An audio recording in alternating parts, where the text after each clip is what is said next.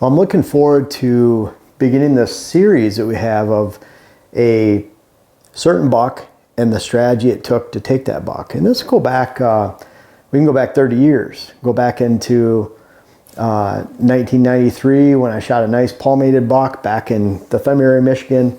You know, that whole hunt strategy took place over several months, and watching him during the summertime and eventually shooting him in the fall. And now transfer forward to the season of 2020 with Kermit. And, you know, I believe that it's not just about shooting this buck and, you know, eventually being able to put him on the wall and walk up close to him and enjoy. I mean, it was crazy walking up to him, man. It's just like, that's the bug I wanted to shoot. And you walk up to him, he's right there.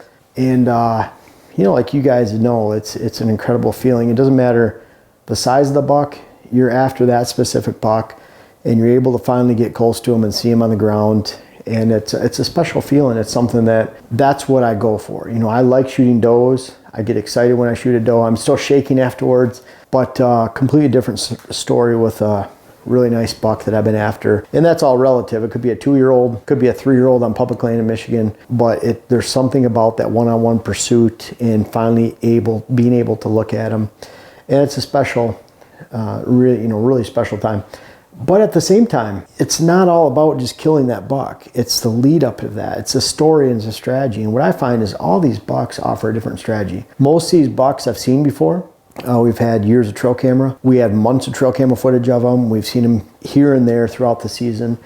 And Kermit's a unique one because he's on a new property in Minnesota. You know, we didn't have a history with Kermit other than we started getting trail camera photos of him the end of June, and he looked huge. He was one that you look at and say, oh my goodness, you know, that's one I want to shoot. So there's a lot of strategy that went into that. And as I've told you before we get into these strategies of what it took to eventually get a close encounter with Kermit and being able to shoot him, is, you know, we really focused on this land and a new land of focusing on locations we could actually kill bucks. Areas we could hang tree stands. They're related to funnels, benches, bedding areas, food source movements we created that were there for the first time ever, and food sources that were there already.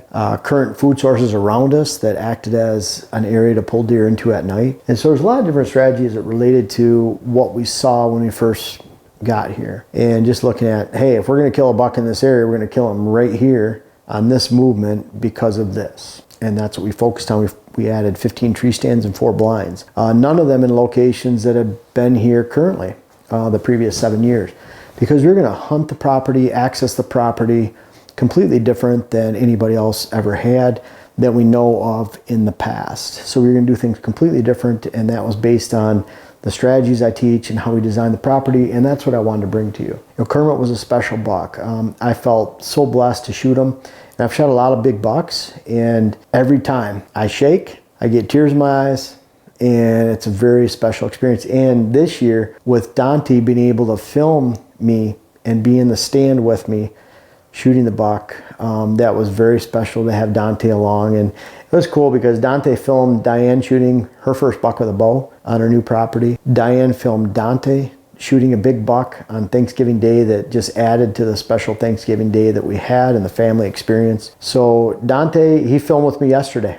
I don't even know the date right now, but I have about 7 days left that I can hunt through the 31st of January. And Dante filmed me yesterday. Dylan's going to film me a couple times this week, and Dante probably this weekend. So it's that family experience, being able to pull it all together, and Dante right there was awesome. We'll talk about number 1, small hunting plot timing.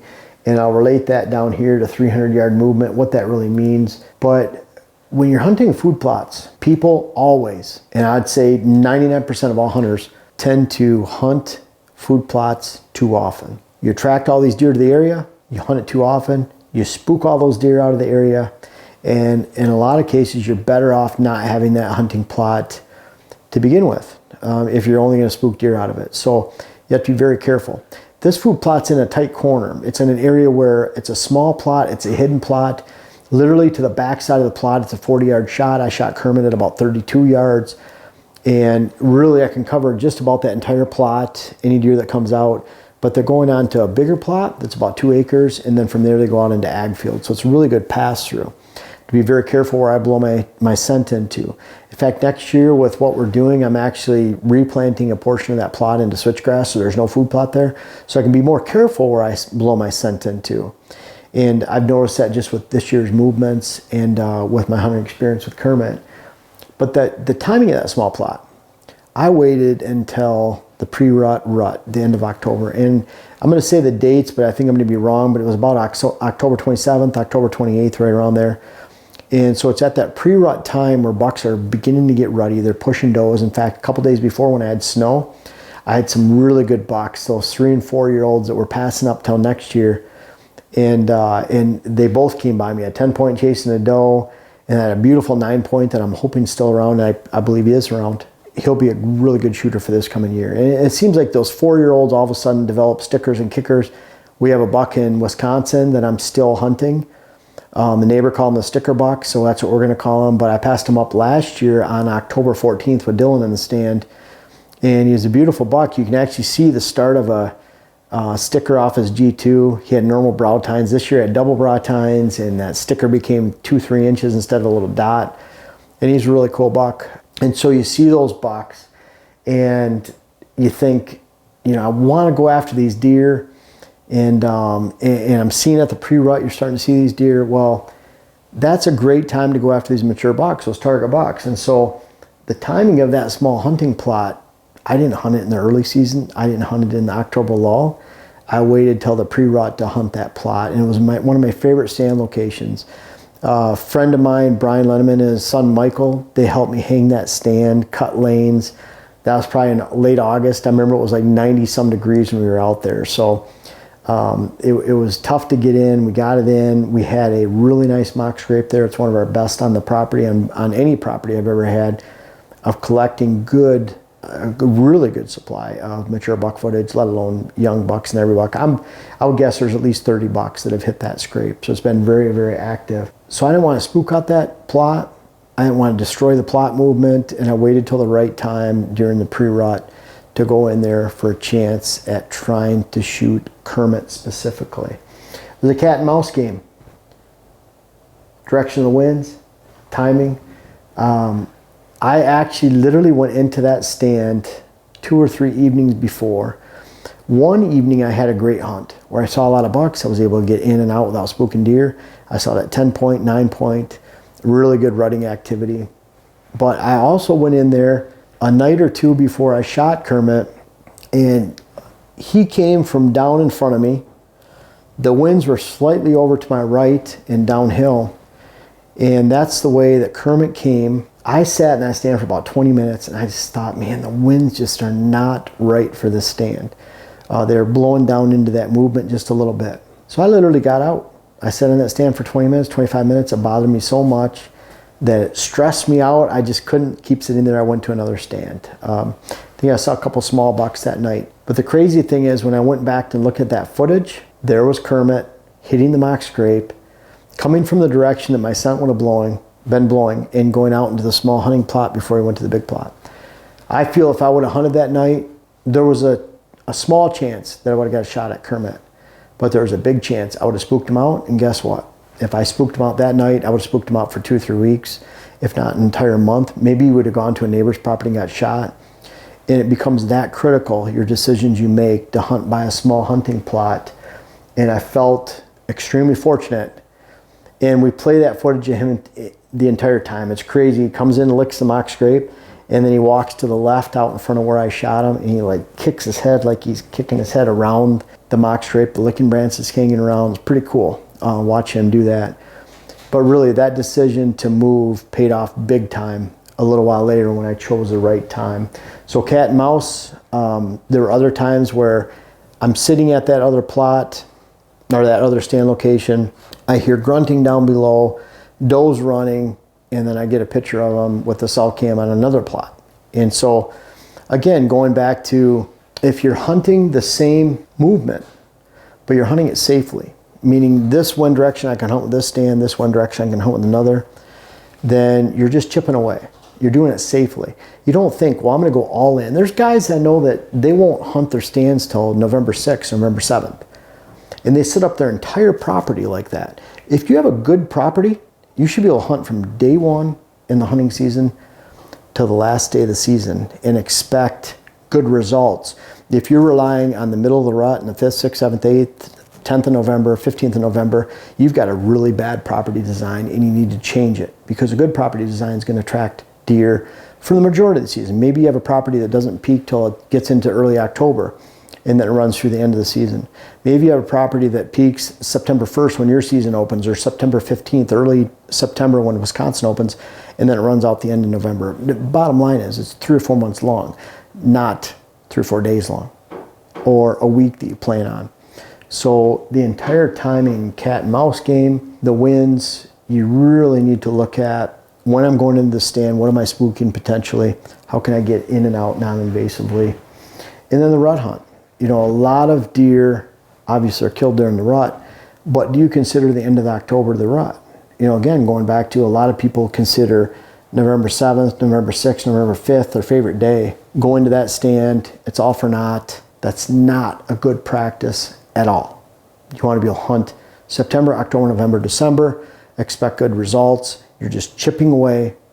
You're going back and forth, playing cat and mouse with that deer. The more you play cat and mouse with them, the more you protect your scent, your access, and not spooking deer, the greater the chance you have of spooking that deer. It's really cool if you go in there November 6th, you shoot that buck, but if you only have a 20% chance of shooting that buck that day, and 80% of the time you don't, and you spook that deer, you could be ruined for the rest of the season. Rut hunt, I love looking at rut hunt period more a week before prime rut. You know, in Wisconsin, that'd be the 22nd, 20th, 24th of October with a good cold front hunt. It might be down in southern Ohio, Illinois, Indiana, Missouri, southern Iowa.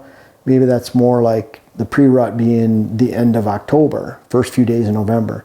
But you have to figure out the timing, and if that's the time you want to hunt, really focus on the pre-rut and getting in there as opposed to waiting for the peak rut when you might be on your neighbors a half-mile away, and that worked really well with Kermit. 300-yard movement. What's that mean? Small hunting plot, timing, 300-yard movement. What I mean by that is in our area with mixed ag and cover, 50% or so, the mature buck's going to live within 300 yards of his afternoon food source on a daily basis. That's what he's going to move during the daylight. He's not moving a half mile, 3/4 of a mile.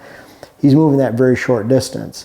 And so I'm looking at, when I'm hunting that small hunting plot timing, I'm hunting, we have mock scrapes, we have water holes, we have a hidden little food plot where they're passing through on the way to a big plot. That's within that 300-yard movement, meaning that he's bedding within 300 yards there and he's coming through the plot right before dark in that third feeding of the day. They feed 5 times in a 24-hour period. We wanted to focus on hunting Kermit either in that early morning time where it's an hour, 2-3 hours after first light, and we're hunting him in a cruising period, more mid-rut, or we want to hunt him in that last hour of the day in his third feeding. Fourth and fifth feeding takes place after the cover of darkness. And so they're, you know, at night, safe, social, they're moving all around.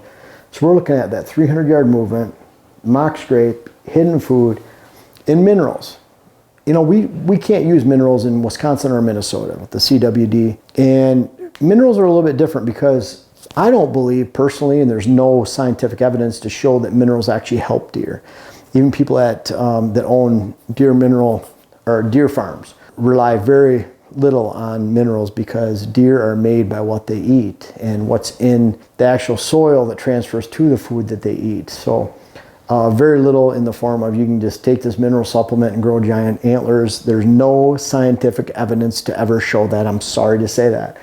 But what I really like Mineral Licks for during the summertime is a great place to hang a camera, to take a summer inventory of your bucks, whether they're there all the time, which is more of a bad thing because summer habitats are not fall habitats, or you're just taking inventory of a random buck that comes through and you're taking a collection of those bucks that might be available during the fall to shoot and harvest. And those minerals, though, you can use them to establish a pattern of use to a certain hunting plot that you want to hunt, on the way to a mock scrape, on the way to a water hole, as a connection between bedding and feeding. And so you're not relying on those minerals to actually supply any kind of movement or attraction during the fall because usually they don't. You're relying on those minerals to establish a pattern of use, and you don't want to add those with another attraction. Water, mock scrape, food source. Get those off to the side. use those as a point of interest to actually bridge that gap and provide that attraction that actually solidifies that movement from bedding to feeding in a separate location where bucks that are attracted to that mineral during the summer, it's natural for them to follow this trail, go to this mock scrape, go to this water hole, go to this food source.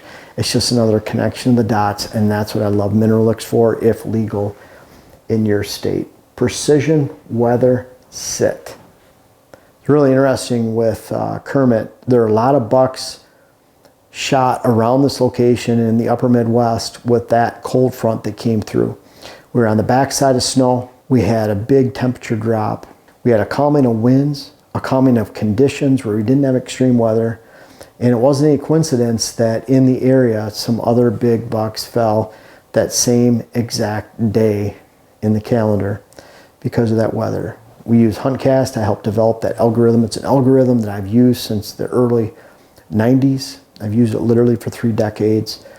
And basically, I looked at it like my time is precious, your time is precious. There is something to be said for hunting quality, not quantity, when it comes to days, and being a lot more precise with your hunting efforts. Because if you're hunting on poor days and you say, well, you can't kill them from the couch, what a stupid saying.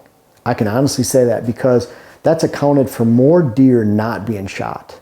Because you overhunt your stands, overhunt your land, overhunt your boss, your family, your friends, your career, and you end up shooting less bucks, lower quality deer because you're hunting more, and you can never overcome quality with quantity when it comes to deer hunting, and that is very important when it comes to precision weather. I had a young family. I had a career where I had to be in the office a lot, and so when I left to go hunting, I'd rather hunt a day in 2001 or 2003 or 2005, hunt a day when it was really good, than an entire long weekend where it was bad weather, warm weather, windy weather, extreme weather, where I didn't have much of a chance of seeing a deer. My chances were 2 or 3%. I call them 50% sits. You have great weather, great conditions, you match those conditions, and that's exactly what we did with Kermit. We went into that stand. I expected to kill Kermit. I was hoping to kill Kermit. You never know. I was really happy when I walked up to him. Nothing's guaranteed in hunting, but we weren't disappointed. We made all the right decisions going into that stand, and it was an evening priority of deer coming to that stand. We'd hunted a couple mornings where we hunted that morning after the deer cleared the fields. It was a post-morning stand location. We were hoping for cruising bucks. We didn't see them. We saw some small bucks, had a good time hunting, but really what it boiled down to is deer coming into that small hunting plot on the way to a big plot, managing those sits so we didn't blow those sits out. And if we would have hunted and spooked deer on the previous hunting opportunities in that spot, guess what? I would have never shot Kermit in that stand location. I would have had to rely on another spot because we would have spooked it out, spoiled it before we even started. Again, going back to more sits is equal to good success is not true. Less time in the woods equals higher quality sits and a higher level of success. I've been proving that for 30 years on all our harvest bucks, and Kermit is the latest one. Blade was another one going back into December. We have a lot of opportunities for bucks that we had this year, capitalized on. I really messed up in Wisconsin, by the way, on a few of them. But bottom line is, I found throughout the decades that the strategies that relate to each one of those mature bucks, set strategies. It was interesting. I had someone tell me back in the early 90s, my father-in-law at the time, told me that I was the luckiest hunter alive. And when it comes to deer hunting, you need to hunt and take the luck out of deer hunting. Go into the poker game of deer hunting with a stacked deck. Not just having the knowledge and experience when to hold, when to play a card, when to fold, whatever. Know that you're going into the game with a stacked deck. Use these strategies, and you'll find that you'll be shooting your target box 80% of the time over a 10-year period. And Kermit was no exception. And I can't wait to bring you stories about the other bucks going back to 1993. Because I found that you can truly hunt and take the luck out of hunting. There's no luck in consistent success with mature bucks. I love the story of Kermit. It's our most recent one, so I wanted to share it first. But Buck Strategy Stories series starts with Kermit, but we have a long ways to go to get to the end. And I'm gonna try to bring one of these to you each month. And the whole idea is not to show you a cool rack and an eventual deer mount of a big buck. My whole story and my whole strategy, the whole idea with all of this is to help you have a great hunt this fall. Use my successes and failures so you don't have to repeat those failures yourself. Apply them to your off-season strategy, your in-season strategy, and whether he's this big, larger, or you're targeting a great 2.5, 3.5-year-old buck in your area, that's the king of the crop, then I want you to succeed this fall. And this is an example that happened with Kermit. I can't wait to bring you a bunch of other steers or bucks because I feel that they all have something to offer for you. And I can't wait to deliver those to you throughout the year, and look forward to, I hope you do anyways, look forward to one of these stories each month, and I hope they make you a better hunter this fall. Now, as we transition into habitat season, I hope you've had a chance to check out my web class, How to Design Your Whitetail Parcel. It's on my website, whitetailhabitatsolutions.com. I have a link in the description, and I hope you can find it, check it out, and enjoy it this year.